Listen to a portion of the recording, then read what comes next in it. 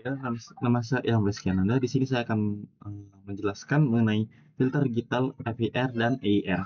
Lalu di sini yang akan saya bahas ialah FVR dan apa itu FVR dan EIR. Lalu yang kedua bagaimana karakteristiknya. Lalu yang ketiga apa kelebihan dan kekurangannya. Lalu yang terakhir ialah bagaimana persamaannya. Lalu selanjutnya di sini apa itu FVR dan EIR? FVR atau Infinite Impulse Response merupakan filter digital yang memiliki respon impuls berhingga, di mana output sinyal akan berhenti sepenuhnya setelah sejumlah sampel input diproses. Filter ini menggunakan nilai input saat ini dan input sebelumnya tanpa menggunakan output sebelumnya, sehingga tidak memiliki feedback atau reaksi umpan balik.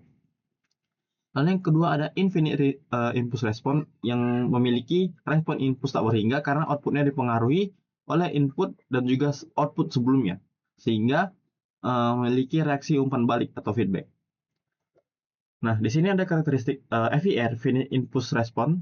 Yang pertama dia memiliki respon impuls terbatas. Lalu yang kedua dia tidak memiliki umpan balik. Lalu yang ketiga outputnya hanya bergantung pada input-input saat ini dan sebelumnya. Lalu yang keempat dia memiliki desain lebih sederhana. Yang kelima dia mudah dirancang. Lalu yang keenam dia selalu stabil tanpa pengecualian. Kalau di sini ada kelebihan dan kurang FVR.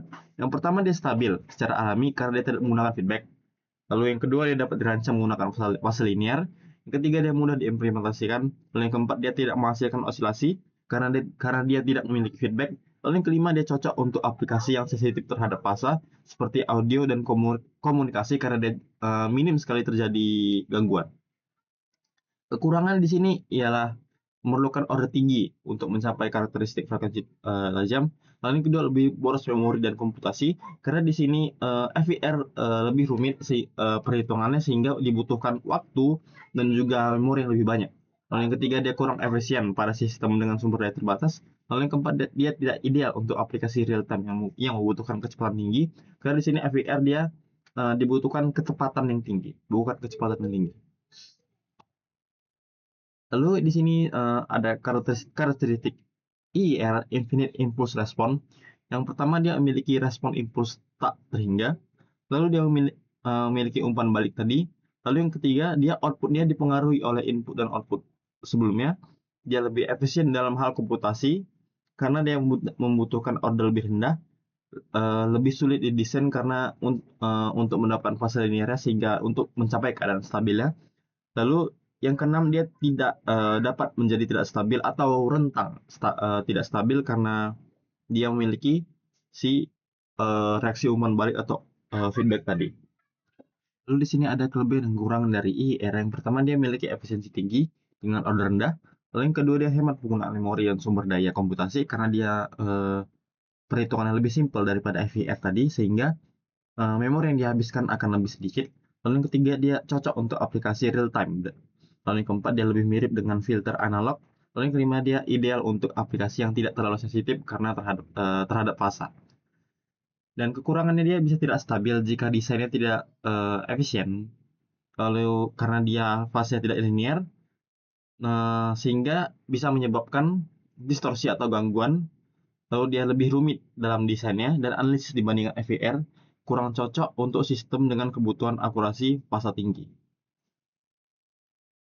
Nah, di sini ada persamaan dari FIR, Finite Impulse Response, yang dimana IN sama dengan sigma dari K sama dengan 0 sampai N, BK dikali XN kurang K, yang mana YN merupakan output pada waktu ke N, lalu yang kedua XN kurang K merupakan input pada waktu ke N hingga ke K, lalu BK merupakan koefisien filter yang disebut juga tap weights, lalu yang N merupakan order filter FIR dengan jumlah tap minus 1. Lalu di sini ada maaf sebelum di sini ada kesalahan. Ini merupakan persamaan dari uh, infinite impulse response yang dimana YN merupakan output saat ini. Lalu di sini ada yang seperti tadi N kurang K input saat ini dan sebelumnya. Lalu di sini ada output sebelumnya. Yang ini merupakan output sebelumnya. Lalu BK dan A di sini merupakan filter, koefisien filternya. Lalu N dan M merupakan bagian dari input dan juga feedback. Berbeda dengan FVR tadi, dia tidak memiliki output. Yang di sini kita memperhatikan output sebelumnya. Di sini ada contoh soal di mana diketahui sebuah filter FVR dengan order 2 dengan koefisien B0 sama dengan 0,2, B1 0,3 dan juga B2 0,5.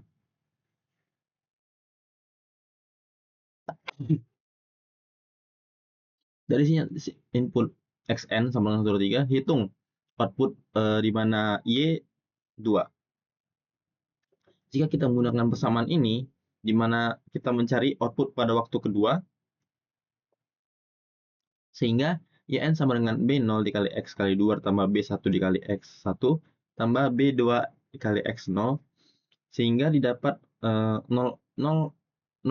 dikali 3 ditambah 0,3 dikali 2 ditambah 0,5 dikali 1, sehingga didapatlah hasilnya seperti ini.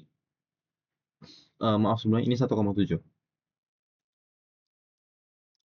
Lalu yang kedua, contoh soal dari filter IR dengan koefisien input B0 sama dengan 0,5, koefisien feedbacknya 0,3, lalu input XN yang sama dengan 2X, dan output sebelumnya merupakan 1.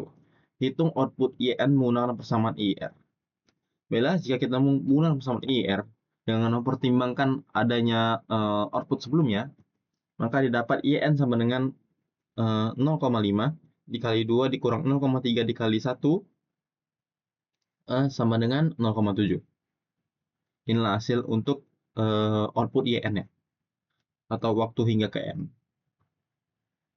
Lalu di sini muncul pertanyaan, seberapa pengaruh perbedaan efisiensi komputasi antara filter IR dan filter FIR dan IIR dalam aplikasi real time seperti pemrosesan sinyal EEG atau radar, atau filter mana yang lebih baik digunakan pada radar.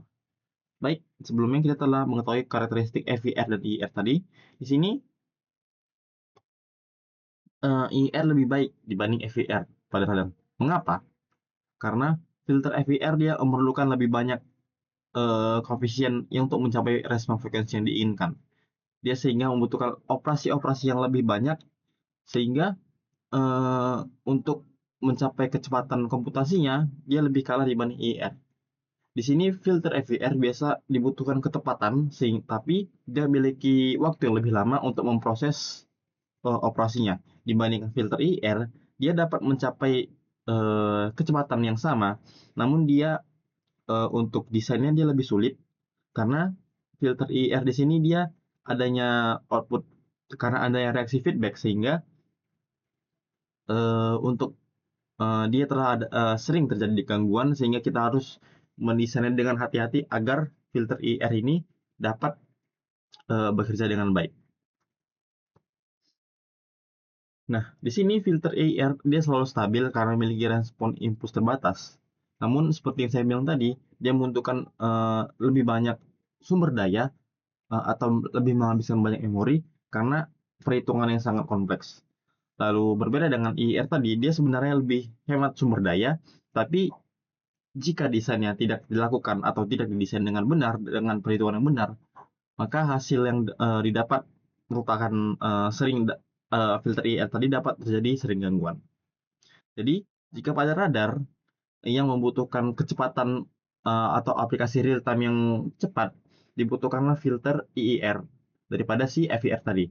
Karena FIR dia lebih pada hasil ketepatannya, si IIR tadi lebih pada kecepatannya.